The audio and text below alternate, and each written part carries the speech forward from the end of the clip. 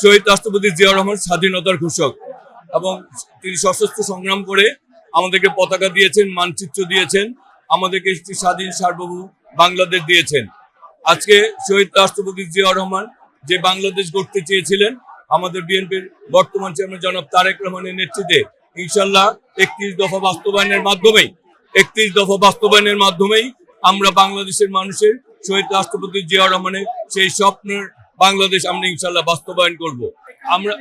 আমরা বিশ্বাস করি শহীদ রাষ্ট্রপতি জিয়াউর রহমানের যোগ্য উত্তরসূরি দেশনেত্রী বেগম খালেদা জিয়ার যোগ্য উত্তরসূরি জনাব তারেক রহমান আগামীর বাংলাদেশ একটি মানবিক, একটি গণতান্ত্রিক, একটি সম্প্রীতির এবং একটি নিরাপদ বাংলাদেশ গড়ে তুলবেন, যাতে এই বাংলাদেশ আবারও সকলের স্বাধীনতা, মৌলিক অধিকার, স্বাধীনতাগুলি ফিরে পাবে আর মানুষ তার ভোটাধিকার প্রয়োগের মাধ্যমে তার অধিকারকে অর্জন করে নিবে।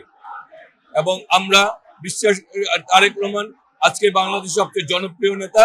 তিনি বলেছেন তিনি স্বপ্ন না পরিকল্পনা নিয়ে এসেছেন।